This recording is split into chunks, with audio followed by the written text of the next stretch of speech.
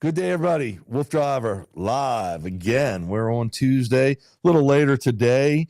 That's the way the logistics work out. Behind me playing is yesterday's trip and yesterday's dog adventure. This is a new one. I used to do this a lot with my previous generation of Huskies. We are getting ready to go off road, basically. So we're in a place called Fort Valley, Virginia, probably 20 miles below Front Royal, if you're familiar with that, in the Shenandoah National Park area, at least the beginning of it. And this is just a road. We find roads. It's amazing how many, especially in the mountainous regions, how many roads you can find that are pretty much uncharted. When I say uncharted, obviously there are roads, people go down them, but we didn't pass anybody remotely close yesterday to where we were at.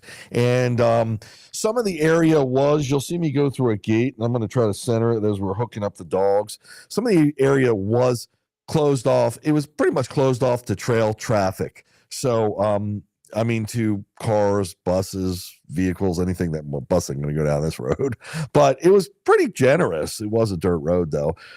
But bike riders, I guess, could go down it. People using what I was doing can go down it, etc. By the way, the chat room is open. If you got any questions, comments, concerns, I know I've had a couple videos be pretty popular lately. So I know there's a lot of new people that are tuning in to the WoofDriver here, and love to answer your questions, your comments, your concerns, all of the above. I know sometimes people want to know how they can do what I'm doing, where they can get the equipment from, where do I know where I can go, how do the dogs' pads do on the different terrains we go, what foods do I feed them, everything. So I'm here to tell you about it, but I'm also here to guide you through this video. And I'm going to turn a little bit just because we made it the way it's playing. I want to observe it so I can explain to you different parts of it. And right when we load up, my co-pilot is somebody's always with the dogs. Just reason being because over the top safety, always practicing safety with the dogs. So nothing's really going to happen to them, especially there's nobody even to come up to the dogs where we're at. But I just like to know exactly what's going on all the time. So he'll be with them, or I'll be with them, or even my wingman who's in the van. The wingman, Crispy, he sets up most of the equipment for us. And Scott is busy adjusting cameras, putting cameras together, getting the dogs preparations, their water, their any necessities we carry for them, or etc. So we've all got our own jobs. It's really quite a little operation, if you will. And remember, I'm not a network. I'm not any kind of business. I'm doing this for the joy of the dogs. I remember my greatest joy is giving my dogs their greatest joys. So when you see me, it takes some resources to do this, but everybody's doing it for the love of what we do. And you won't, you'll see reality shows out there and you'll see everything going on. And it's not always what it's cracked up to be, where as you see me, it's true. Anything can happen at any given moment. And if you follow me long enough, things do. Trails get closed. We can't go certain places. We travel all this way and something breaks, whatever. We usually have contingency plans, but sometimes they're few and far between. So we almost always have to make the situation work for the best outcome. Remember, these dogs travel a long way. So now we're getting on the trail, by the way. The dogs travel a long way. We do usually, but they're not like us. They don't know what's going on with everything. They know what to anticipate. This isn't their first rodeo, but I want to make sure they get their thrill and their fill. So when they get out, they're ready to roll, and we better be ready for them. So going down, you can see we're going down this. It was really dusty out there because we've had limited precipitation in our part of the country where we're at in Maryland and the Eastern Seaboard in this region. So it's the dryness was creating some cool effects, of course, with the sand all coming up, the dirt, etc. But you want to be concerned. You want to be concerned about the dogs. Their eyes are made to deal with that, but you always want to know what's going on. Cheryl Kovac, Cheryl, so great to see you as always. Thank you so much. Quite the setup. You wouldn't run into me on that trail. Lots of laughs carry on. That's what is so cool about it in some ways, because most people won't go to a lot of areas we adventure to. Not to say they're not safe, but they're out there. A lot of them are in the wilderness, and you don't know what you're going to run into. Usually what's good in our part of the country, there's not really many predatory aspects. There's not like bears that are going to eat you per se. There are bears, but usually they're going to run from us. 4 dogs makes that more of a possibility they're going to run from us. There are some possible mountain cats and big cats. They're probably not going to look on us as prey because of the situation. Again, for big dogs that look like wolves, which could hunt them in the wild, and 2 adults. So usually that's not their cup of tea. But there's a lot of small animals, and small animals can give you a tough time too. We've run into what I think were raccoons before. And when I say raccoons, just in different episodes, different times. So I'm always concerned because we usually can avoid them. Sometimes they'll come at you, but the dogs want to be towards them. And because the ones that we've run into were so distraught, just for lack of a better description, they were kind of meandering, and the dogs reaching out, even though they only have a little bit of line usually on my designs, they can't go too much to the side. They still could possibly come in contact with the raccoon's assistance. So I've got to be real careful about that kind of stuff, more for them than us. But it is interesting. And we were actually out there at nightfall. So I posted a video this morning of the dogs because we just got a great shot of them. There was a mountain stream. This is another part that I love. A lot of these roads just have waterways going through them, and a lot of times they are streams. They're mountain water coming through, so they're clean. Sometimes, because they're not in areas that have a lot of traffic, so you don't have to per se worry about the conditions of the water having oil or, God forbid, antifreeze, brake fluid or anything. Usually it's clean water, but we look at it and make our best determination when we do. This water was so clean that it was like crystal. I was ready to take a sip of it. It had to be mountain spring water, but the dogs love that, and it's always cooler than the ambient temperature. Probably because one of the reasons is coming off the mountain. So that was really cool, and probably a highlight for the dogs. They like that because when they go on there, I always talk about this, they sweat through their pads. They get their pads, they submerge them in cool water.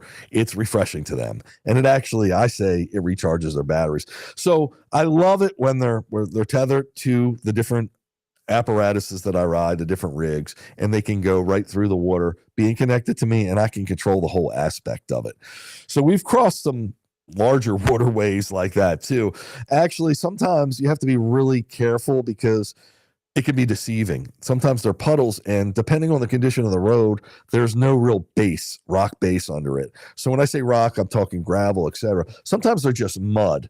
And Angelina Rubin, I hope I'm saying that right, Olson. Pretty cool, though. Thank you so much, Angelina. Really appreciate the comment. Angel or Angelina. I'm sorry if I'm saying that wrong, but I really appreciate that. It's so cool. And this gives me a different look on life sometimes, because when you're back there in what you got to call it's just so serene and almost, I like this word if you watch me, surreal, because it's like you can almost take yourself back in time by just looking at your surroundings, because there's no evidence of technology except for everything we're carrying and the whole idea that I'm on an ATV, sometimes an electric dog cart on wheels. So it's not like I'm not the biggest technological guy there, and they're kind of laid back.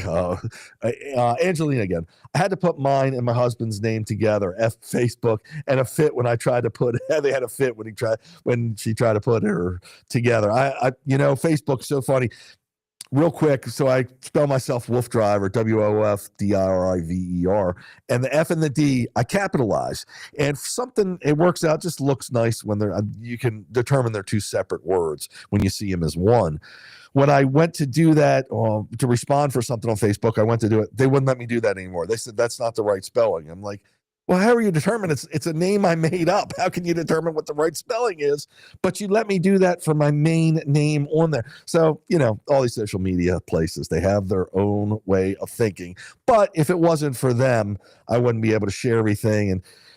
And, social media, sometimes it's the greatest thing in the world. Sometimes it's not. So for what we're doing here, for our communications and the betterment of all dogs, I always like to say, because people are learning from what I'm doing, getting ideas, etc. It's a wonderful place to be. So some of the downfalls, some of the good, some of the bad. But back here, I can't describe to you how cool it is to just be there in the middle of nowhere, and you're really not that far from relatively big populations.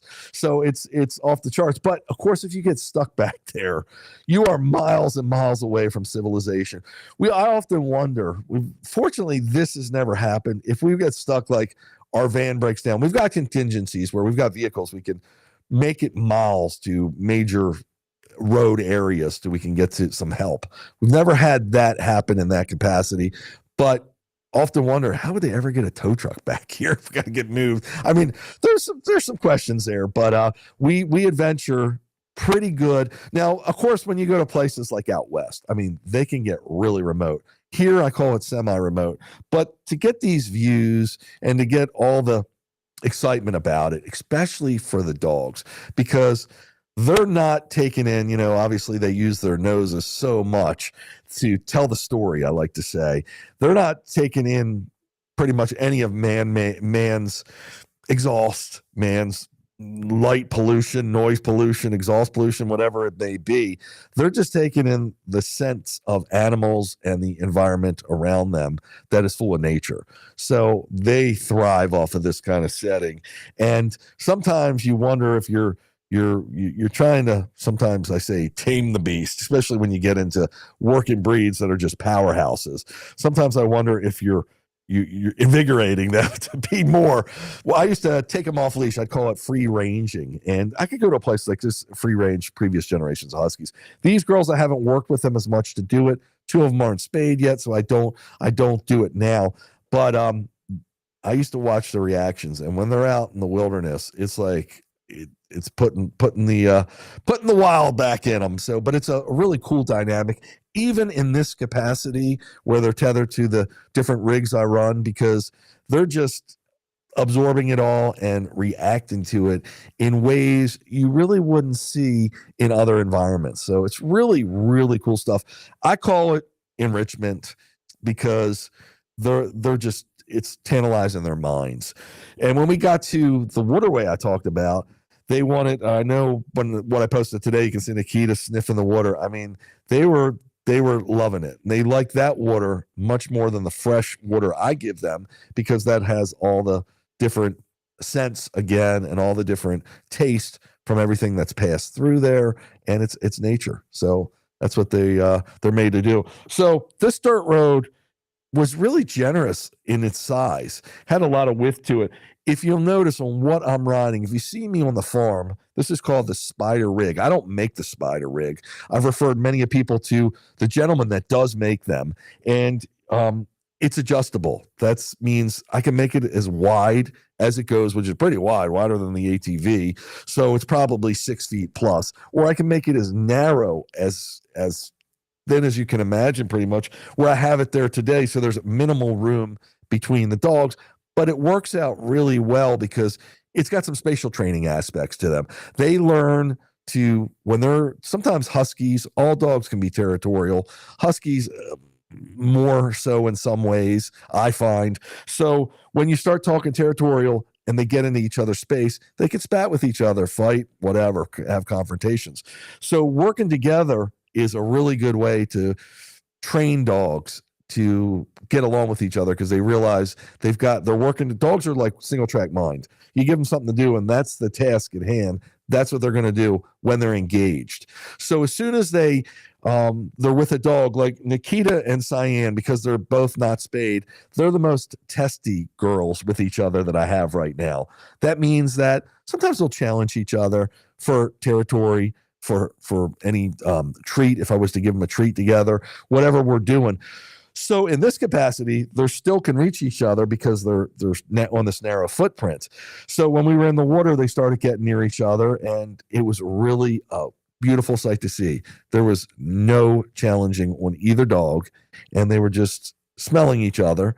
And I usually, between dogs that are a little sensitive with each other, I'll usually limit that through my voice. But I was watching that happen, and it went on for a little while, and it was a really good dynamic. And again, it's because they're realizing the team dynamic, and they're also too tired to do anything about it. So really good people. I know people ask me a lot, how do you get dogs to get along with each other? We got a new puppy, we got this, that, and the other, and working together. All this work and all this adventuring exercise takes their mind off a lot of different aspects and negative behaviors. You could turn them into positives by knowing how to navigate the situation best with them.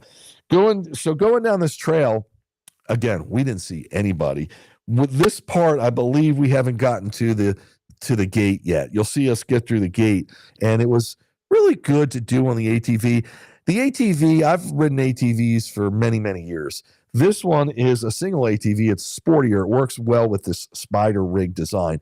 I'm used to, I've ridden them all, but the side-by-sides, which are a little bit more of a touring ATV, where you can have a passenger next to you.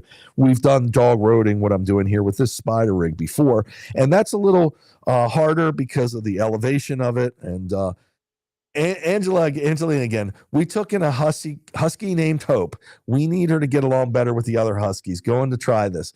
So cool. Yes. There's seems to be in almost all the huskies that I've raised and been part of my lives, there's always some dynamics where there's a husky or two that want to challenge each other, just don't get along as well. They're testy with each other, etc. So what I like to do again is put them in the capacity where they're working and trying to create a teamwork bond with them. And as the relationship evolves, hopefully that'll mean that they'll learn each other to accept each other in a better light. So it doesn't always work, and you always got to be careful. I've been in between some nasty husky fights. a lot of them happened before I was as well versed with huskies, but I always say expect the unexpected. When you least expect it, a fight can break out between them, and they can be nasty. So I go to all lengths right now to avoid that. And too cautious sometimes, especially like with Nikita and Cyan. When they get fixed, I'm hoping it'll repair that some.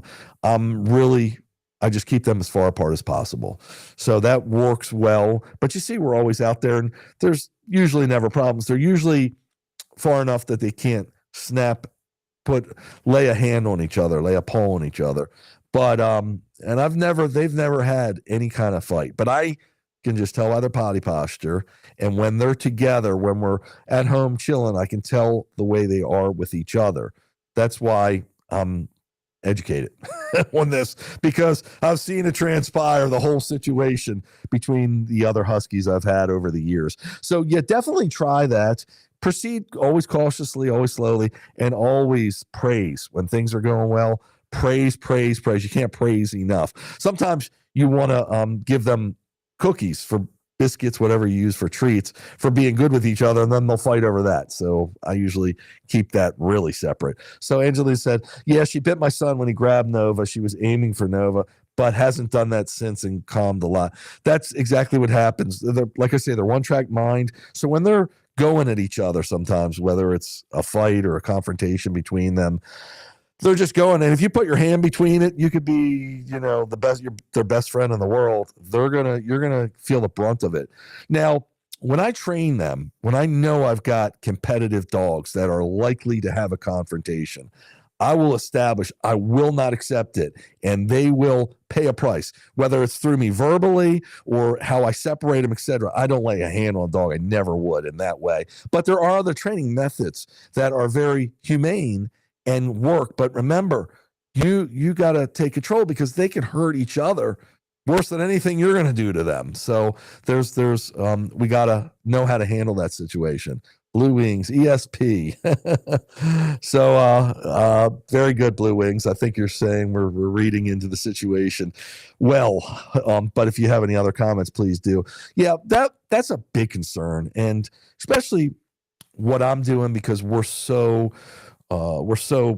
they'll get into the wild, like where they're at here, and it stirs up their wild oats. So while they're working, they're going to be good. But if they were off leash with each other and they were running around, because I've seen this dynamic play out, they can be a little more confrontational, because they're feeling the freedom, and they're feeling that, oh my gosh, this dog is going to get to the prize or the treasure. We're going to find the bones first. They're going to find the prey first, and I'm not going to get at it. And that's where it starts from, all the hierarchy of a dog pack or a wolf pack, from how they evolved, etc. So really cool stuff. I can't stress to you enough how cool getting to these remote areas is. I mean, I know I keep talking about it. Love being on the bike trails, being around people in a lot of them. If you saw Friday, we were in Sandy Hook, New Jersey, which is actually a peninsula. Pretty interesting. On the coast of New Jersey. So you ride over a bridge, and I didn't understand the lay of the land till I actually looked at a map. But it's actually a peninsula, and it was originally my understanding, and I'm not a historical buff, but it was there designed to guard New York, to guard the harbor, as during when America was first establishing ourselves, because the ships could come up, or they could shoot cannons or whatever through the harbor, because it's not far from there, New York. So that was the first line of defense. So it was a big military installation back in the day, and I don't even know how far that dates back, but it's a long ways. Then, as times evolved, it became, from what I understand, because there's some big missiles there that are on display. It's kind of cool on the side of the highway. And I actually did a really cool video in front of them. I hope to post that soon. With the missiles there, they're called Nike missiles, not the shoe Nike. For some reason, that must stand for something. But that was the base. I don't know if they produced them there or they were deployed out of there or what. Back in, I think, the 80s, that was. So they still have what looks like active barracks, but they're not. They're all closed up. From my understanding is the only military kind of operation there is the Coast Guard, which you can't even get to from, at least we never had any access to go around it or near it. Not that we would just like to see everything there. I posted the video of the fort that was there, Fort Hancock, as well as there's old munition buildings. Really just interesting. And they look like they're still active. I mean, they were boarded up yesterday. Pretty interesting stuff. So Sandy Hook is also famous for the beaches, supposedly, because there's a lot of beach areas. I don't know if they have lifeguards. I keep seeing signs. It might just be in the off season. There's no lifeguards, and they're telling you to go at your own risk. We actually haven't made it to the beach because every time I try to go, the dogs aren't allowed, and that would be the only purpose of us going there, is if we could take the dogs there. We do get a view of it riding into Sandy Beach. You can see they call, I guess, the seawall, the man-made wall of rocks, I guess, to protect from flooding. So you can see that. You can get on top of that and take some really cool pictures at sunset, sunrise, etc. And we've done that when we've come and left there.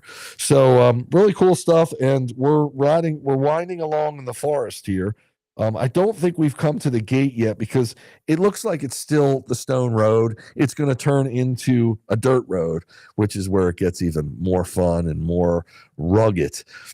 Keep in mind, the ATV can handle all the terrain. I'm just don't want the trail to get too narrow, and that's why my co-pilot is riding point, and he's usually out in front just to check it out. We can turn around on this vehicle. I can turn around on any of my vehicles anywhere. Sometimes they need to be disassembled depending on the dogs and how much we're going to have to train them to make a U-turn. In sled dog talk, it's called a come around. So you might hear me saying, gee, come around, gee, come around. So that means we're going to the right, or haul, which is to the left. Haul, come around, haul, come around. So I'm telling the dogs to just keep turning when we do U-turns. On the ATV, we can make a lot of U-turns in fairly tight spaces, which I did yesterday, because we passed what is, I think, the reservoir there. And after the reservoir, it started to get dark, and we started to get further and further away from my wingman, who was waiting for us at the gate. And we had limited communications with him unless I took out the satellite phone, but that wasn't necessary. We didn't need his assistance. But there's certainly no cell signal, and their walkie-talkie range we were too far for. And we use LTE walkie-talkies also, but they need a cell signal. That's what they mean by LTE. They're cell-based walkie-talkies. So we get to this area. Once we passed the reservoir, that was the highlight. We took a U-turn and we headed back, which was really cool. So then when you get to this big opening, you're riding in the woods, and all of a sudden it opens up because the reservoir is back there. And I'm assuming that's why they don't want anybody just willy-dillying back there. They don't want trucks and traffic. I guess they're okay with bikes and other stuff, but I'm sure it's for nefarious purposes, trying to keep the waterways clean, because the world today, anything can happen. But it's interesting. Actually, we might have gotten to the gate already. It looks like it has turned to dirt. So we'll be coming up on the actual reservoir that I'm talking about. Hopefully we'll broadcast long enough. If not, I'll be posting the video.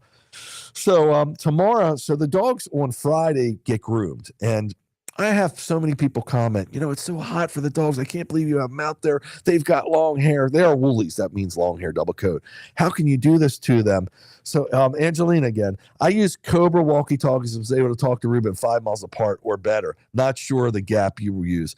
Exactly. So yes, the Cobra walkie-talkies, I use a brand called Rocky walkie-talkies, and they're all roughly 3 to 4, maybe 5 watts. There's a question there whether you're allowed to use 5 watts or you start needing permits. I do have a hand permit to use the 5 watt. They use the largest channel civilian power to use walkie-talkies, but it depends on the lay of the land. So 5 miles, yes, but with all these mountains and all these trees, I'm sure the signals were bouncing off, and that's why the range was limited there. But yeah, they're good walkies. The only difference usually between the walkies is that wattage, what they're broadcasting at, and also the ruggedness of the actual units. And some of them, like the Rockies we're using, they have lapel microphones, for lack of a better description, kind of like an old CB, if you remember, where you can put here so I don't have to pick the whole walkie-talkie up. Because when I'm riding, I got to keep my hands on the wheels, because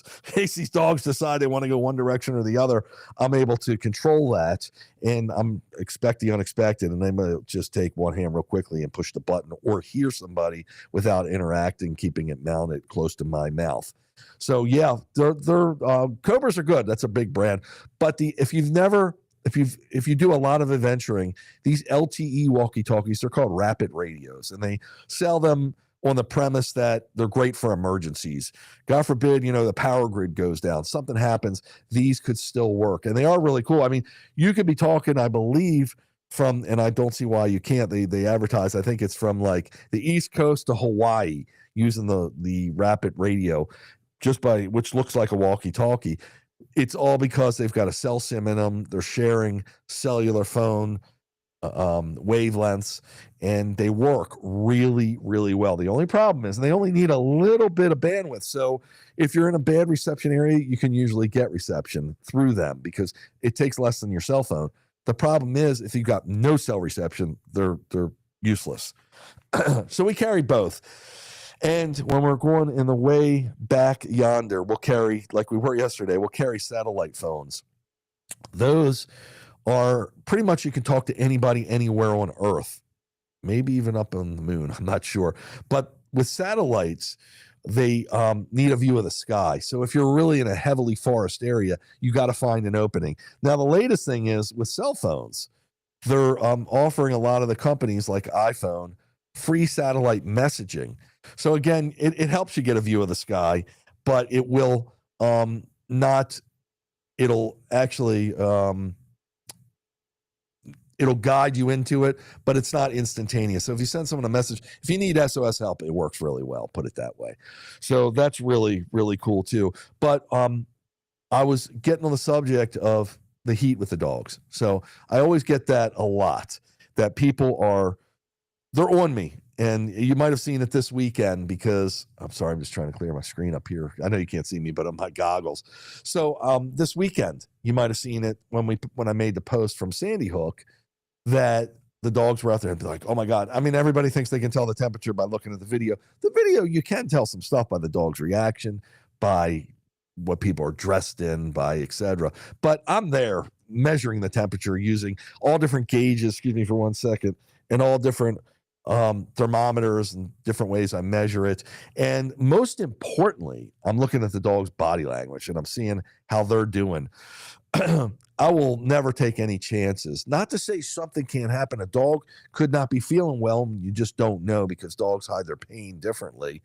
But something, they're already under the weather maybe and you didn't know, and they're compromised some. And you get to a place like that where it's warm, not hot, but that could cause a more serious situation. So to prevent this, I've discussed them before, these pet pace basically health monitors. It's a collar that the dog wears that tells all the data. It's like they're all the vitals, and then it does all these charts and all this graphing and makes all these algorithms. So after, I think it's 90 days of wearing it, they establish baselines and patterns, and you can get really informative stuff. But vitals you can get right off the bat. So depending on the cell service, it doesn't always update right away. Sometimes it's almost instantaneous every 3, 4, 5 minutes. So you can know if the dogs, well, their pulse rate is really high. Is something going on? Are they overstressed? Are they overheating in some way that it's just not visible to me, except for that they're panting? Is something else going on with them? So it gives you a little bit of insight. In addition, of course, I know the dogs. I understand their posture. They're my dogs. So every time we're doing this, I know how they should look and how they should perform. And if something's a little different, I'll start evaluating. But the biggest problem that I run into that people don't understand is their coat. And they're double coated. Again, they're woolly, so they have long hair and a double coat, which happens amongst different animals even besides just dogs. Huskies come in a few different hair or fur patterns, I'm going to say, for lack of a better description, fur lengths. Smooth coat, plush coat, and woolly, etc. And there's other names people use, but regular husky. So we got a question here from Cade Lucy NYU. I'm probably saying that wrong. I'm sure I am. What type of trike do you use? So, okay, I'll take a second. I use a multitude of different trikes because I've been doing this so long and I've collected them over the years. So right now, the one you're probably seeing me on, like if you're watching Sandy Hook, the video from there, that's a Sun trike. And that's called their Easy Tad, I believe. And there's a place on the internet, there's a couple of places that sell them besides, I think, Sun themselves. Utah Trikes is a great place to go and get a lot. They sell a multitude of different brands. If you talk to them, you can maybe find out what'll work best for the conditions you want. Now they do custom builds. They built a lot for me in the past, but the way I'm doing it now, they're not as privy to, because I haven't worked with them, because I've done that kind of in-house. So almost any trike will accommodate what I call the mushing bar, and you can do what I'm doing. If you can fabricate a little bit, or you've got a welding shop near you and you get some of these specs from me, which I hope to post soon. At least I've got preliminary videos on dogmotorsports.com. But that's the trike I'm using, a Sun trike. Now, if you see me in the monster trike, the big green one, sometimes I have big green, neon green tires on it. That trike was custom built by Utah Trikes. So, and it was for dogs, but it was in a different capacity. It's when I was running dogs more on the side, but we've just altered it and customized it to put the dog mushing bar in the front. So hopefully that helps you. But anybody ask me any other questions, please, I'm open for it. So what I was saying with the woolly coats, with any double coated dog, grooming is so essential. Any dog per se, but the double coats, because they're usually, depending on the climate, but they're almost always, no matter what climate, constantly shedding their hair. So that means that if that hair, that's dead hair, that's shed it, if that doesn't get off of them in the appropriate fashion, it'll get interweaved or interlocked with live hair, the hair that's currently attached to them, and it makes essentially a mat. That mat inhibits their ability to regulate their body temperature, because the fur is designed, even woolies, even the long-haired huskies, is designed to let the air pass through there. And in the summer, the warmer months, it'll help keep them cool, actually. And in the colder months, it'll actually help keep them warm, of course. Now, some people, they're like, oh my God, you should shave them, you should cut their hair. You should never do that. Another question here from KED. Thank you for answering my last question. How do you fit the bar on the trike? Is it welded on? Great question. It is not welded on. So they're talking about the mushing bar, the main bar, and I don't have it on this picture here. So the main bar is not welded on, because that would defeat the purpose, because with that main bar, you're talking 14, 15 plus feet of bike and bar. So almost it would be impossible to transport unless you had a huge trailer. We have trailers that could do it, but we don't even like taking the big trailers if we don't have to, because a lot of the places we go to, they're just, you can't navigate big trailers in small parking lots, trail parking lots, off-road areas like this. So the genius of the whole design is they separate, they're modular. So that big bar fits into, imagine a trailer hitch. So the bike bar on the front of the trike becomes a hitch, and it's where the pedal assembly is.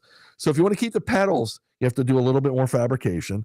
You can keep the pedals on. If you don't want to keep the pedals, you can put it right into that receiver slot. And the bar hooks in there, and the bar is secure because it's going into a strong bike frame, and it cantilevers out. Now, we've done this. My approximate is about 9.5 feet, I think it is. I'll get you exact dimensions that keep the bar from keep the bike from teeter-tottering. So you have to, and it's aluminum because aluminum's a lighter weight metal than most steel. And that lightweightness also helps provide a little bit of the spring I talk about. So I hope that helps you. Keep answering questions. I like it. And from our conversation here, others will learn and will understand so they can do something similar. I want to help everybody out there that wants to do this get involved because it's about the betterment of dogs. I know how much people will love doing this with their dogs. It creates a whole new way to adventure with them. So many people want to take their dogs out on all these different trails. But when you think about it, when you have a high energy breed like a Husky, you're like, oh my gosh, I don't know if I could walk 4, 5, 6, 10, 15, 20 miles. So you get discouraged. You're like, I'm not going to do it. Or I don't know. I don't want the Husky pulling my shoulder out. This happened to my wife a lot, pulling my shoulder out because I can't control the dog. And I'm worried about when I go past other people, my Husky being so not necessarily being aggressive, because most of the time they aren't, just being reactive, being excited and wanting to say hi to that person, say hi to that other dog. So this design keeps them in a narrow footprint where they can control themselves in a much better way, and you can control them, most importantly. So Katie's asking, it really does help. You're a genius. I've been watching your videos since 2013. I've been trying to figure out how to do it. I'm just not that crafty because I have Huskies and Samoyeds. So that's so great. There was someone that was following me. Thank you so much for all your support. There was someone that was following me, a young lady, and she was so interested, and she just went out and built it herself. The problem was she couldn't weld, and she went to do it, and the dogs pulled it apart. The dogs were fine. She went back and redid it, and she actually got it working. So she actually sent me a video. I should post it. But here's the key with it. If you can't weld, I can't weld myself, but I've got a team. My team can do it. And we've actually gone, there's almost every town's got a local welder. We've actually gone to the welder, because when you get into aluminum, that's a whole different way of welding. And it's actually pretty specialized. A lot of people that weld steel won't weld aluminum. So that might be a little harder to find. I want to make everything out of aluminum, because almost everything, because of the, again, you don't need that strong a metal. The dogs are only so strong, but the weight ratio is just so much better. But there's a lot of places you can go, even if you can't do it right in your area. Probably not far away. Certainly on the net, you can find somebody. You just need the dimensions from me. So I'll work on getting the blueprint plan, because it's really easy, and you'd be so amazed. How many dogs do you have? Answer me that question while I'm talking, please. So with their coat, if you take care of their coat. So here's a really great example. I have a Chinese crested, and some of you may know, a toy breed, all of 14 pounds. She's hairless. She's got a bit of hair on the paws, and a little bit of hair on the head that goes down her neck a little bit. She gets hotter than my Huskies, and gets hotter before they do. She gets hotter quicker.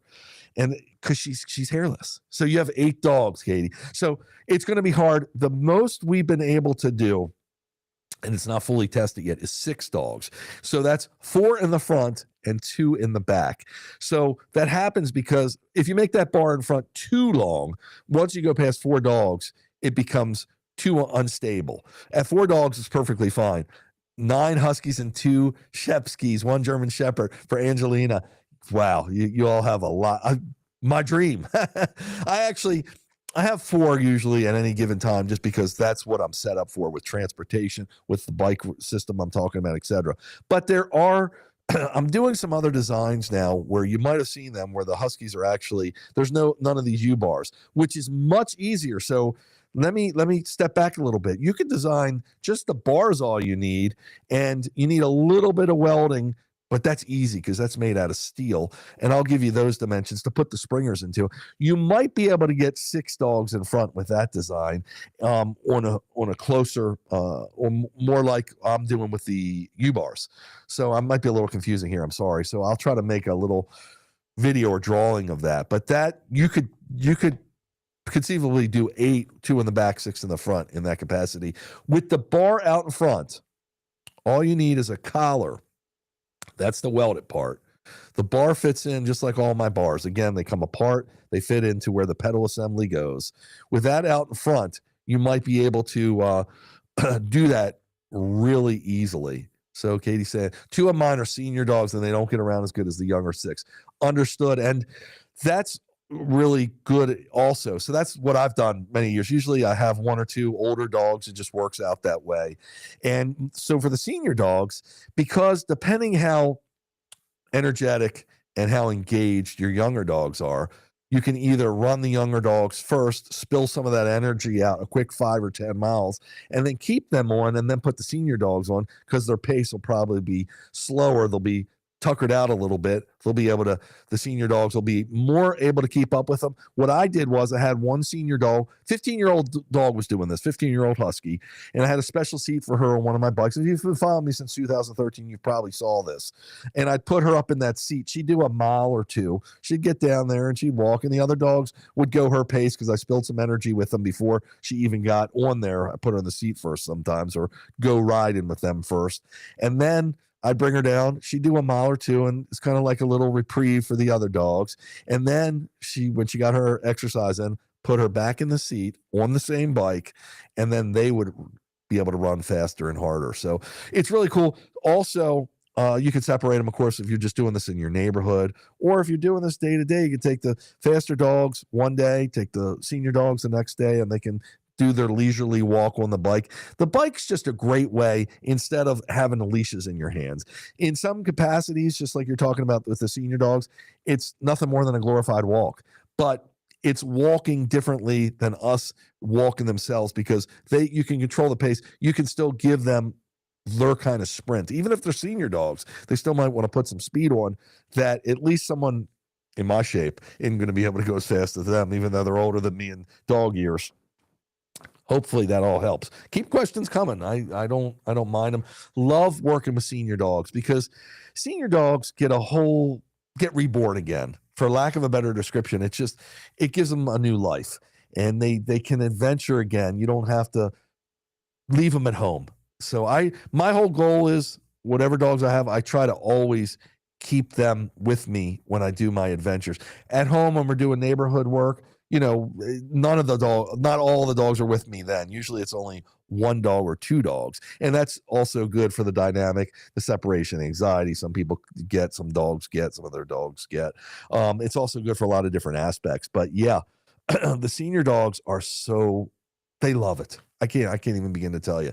When do you plan on putting your blueprint to be able to make this? So I'm going to shoot for within the month. So I hope to be live on these days, on Tuesdays, for the rest of this month, and hopefully I'll be able to announce it on one of these. Please don't hesitate to. I don't look at any of the messenger messages on Facebook. There's just too many, to be quite frank with you. So I do it all in the comment section. So comment if you don't see me on one of these live broadcasts, if you don't tune in or I'm not here for some reason.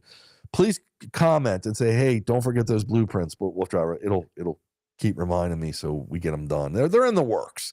But yeah, it's awesome. And again, it's nothing I'm selling. I'm trying to give everybody all this information. I sold in another lifetime, I call it, because it's been so many years, but I used to actually sell dog power sports equipment, from harnesses to rigs, not in my custom rigs, but I used to sell Seiko carts, which are they inspired me to do what I do, actually. So Seiko carts now are still available, but they're really expensive, and I don't know if they always have them in stock, but that is something you could go with Seiko cart. But the Seiko cart, the maximum amount of dogs you're going to get is 4 on there. You could here's an option.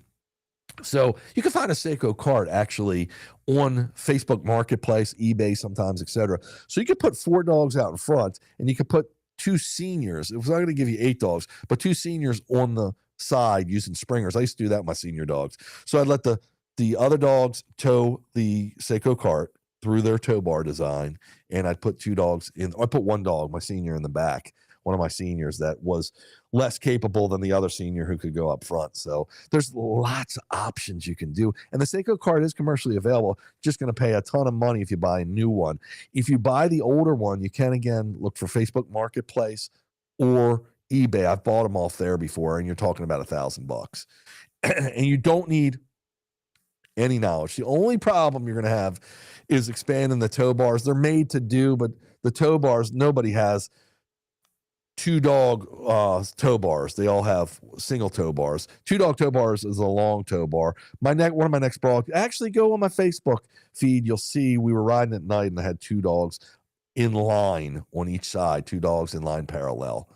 I would love to be able to do this. I grew up with sled dogs and sledding dogs. To be able to do this again out of snow, so cool. Wow. So you've got a lot of exposure to sled dogs. So I'm sure you know a lot about it, especially growing up. And that's what the wheeled rigs make it possible to do outside of the snow. Because in our area of the country in Maryland, we're lucky if we get a big snowfall once a year. I mean, the past few years have been negligible, like 2-3 inches, and almost all the wheeled rigs I have because their electric power can go through them. So very cool. Okay, folks. So I haven't been paying much of my attention to the video. You can always see my co-pilot's almost always in front, riding point, especially on these uncharted trails or roads. So that's where he's at now. You can get a glimpse of my forehead, or sorry, the back of my head, but I'm actually always watching the dogs and watching how they're moving and what position they're in and how engaged they are. But I do want to just touch base. We're 46 minutes into, we got to wrap it up soon, this live broadcast. But I wanted to tell you that the Chinese crested gets hotter quicker. That's bare-bodied. She's got very little hair on her body versus the Huskies that have these woolly coats. It has to do with maintaining the coat. So a lot of people just think, you can brush them every so often. You can groom them once or twice a year, and that's going to suffice. Well, really, brushing is super important because that gets all the dead hair out. Grooming is even more important because that goes in deeper, and by wetting the hair, conditioning, shampoo, that sometimes will help that dead hair loosen up and be less invasive on them, to not have to basically put any real pressure on them. If you do that, I do it monthly, so we never have to shave. What happens is people will let their grooming and brushing go, and when they go to the groomer 6 months later, 4 months later, it's been too long. So all that dead hair has made matting, and the matting on there has to come out. And the only way to get it out without hurting the dog is by shaving an area. Now, I'm not talking about shaving the whole dog, God forbid, but some dogs, their coats are that bad that they have to. So we want to avoid shaving at all costs unless it's for medicinal purposes.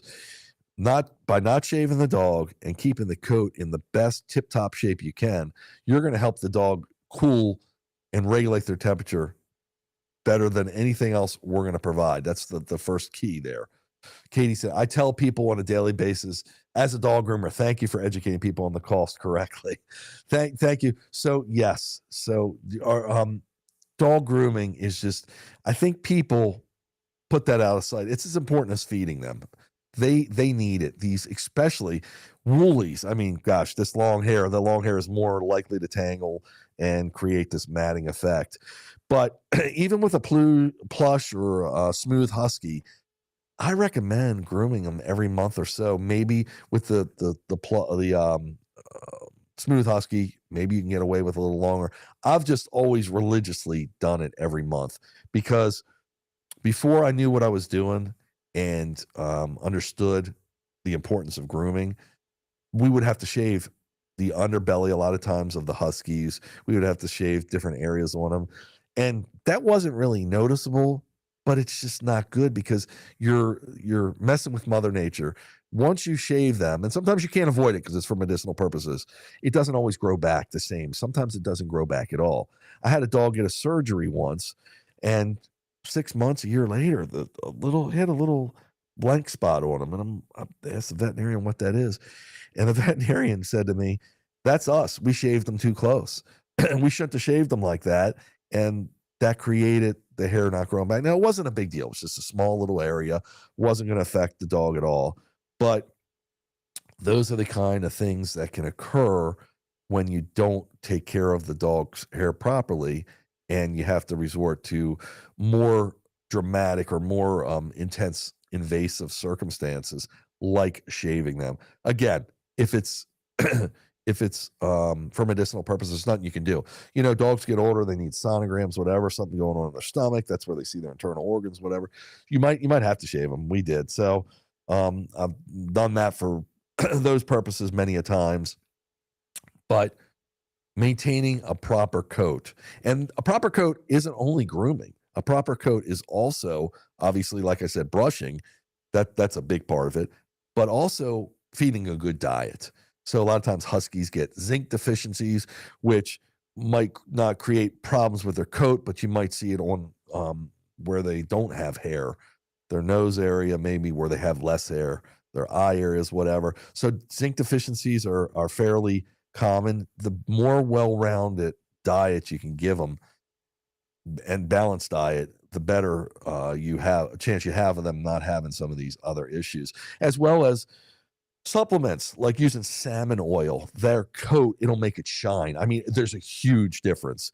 Salmon oil, and also I believe salmon oil helps their skin. So their pads, people say to me a lot about the running on asphalt, and I'm very rarely need booties with these dogs. Sometimes booties, I call them a necessary evil. Sometimes you need them, sometimes you need them all the time. It's more dog dependent than surface dependent. But the salmon oil can really help them with their skin as well. So the pad skin can benefit greatly, in my opinion, and those have been my experiences. So there's a lot that goes into having a Husky. Somebody was on social media talking to me, and they loved what I do, and they wanted to get Huskies just to do it. But I was trying to explain to them that it's not just their ability. They're your family. They're a living being. So used to be, back in the day, I mean, animals were transportation. Fortunately, in most areas of the world, they're not needed for that now.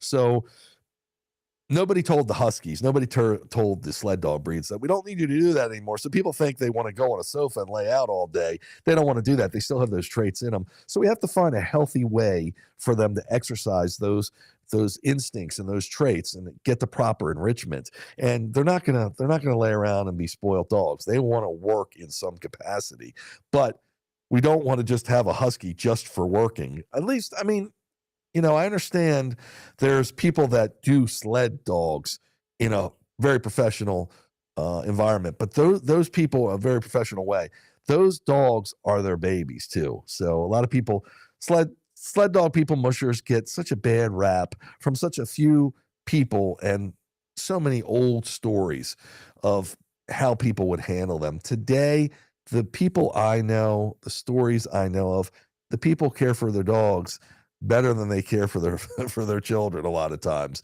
So it's a whole circle. It's a whole way of life. And it's important everybody understands that. So these dogs, in my capacity, the dogs are my family. So, and I know that's with so many people, but just being able to do this on the non-professional level that I do it, on the recreational level, keeps me really close to my dogs. That's why I didn't want to do this. I never want to, and I'm not saying that, you know, I'm any better or any worse for it, but I don't want to do this on a professional level. I've mushed a team out in Banff, Canada, and I loved it. I mean, it's incredible. But I was into dog sledding before I did that. I just wanted to do it for the experience. Spent some time with the musher, talking how life is with them and what they do. And it's just a different dynamic. Katie, that's how my dad was with our sled dogs growing up. Those dogs meant more to him than anything else. I believe in this world. they meant more than anything else. She believes in Katie believes in this world. That's what my wife often says to me. Unfortunately, she's like, I know it's me, or if it's me or the dogs, it's me, right? So she means that if I got to make a choice between her and the dogs, it's going to be her that I choose to push off the boat now. But we, they're family. She loves dogs as much as I do too. But with the Huskies. We've got a little Chinese Crested I talked about. So that's her baby. And the Huskies are kind of my babies, but we love all the dogs. And that's the way it is. And I believe so many people tuning in here today, so many people that follow me, so many people that have dogs love them, and people that don't. And people, I get negative comments on there all the time, as you can imagine.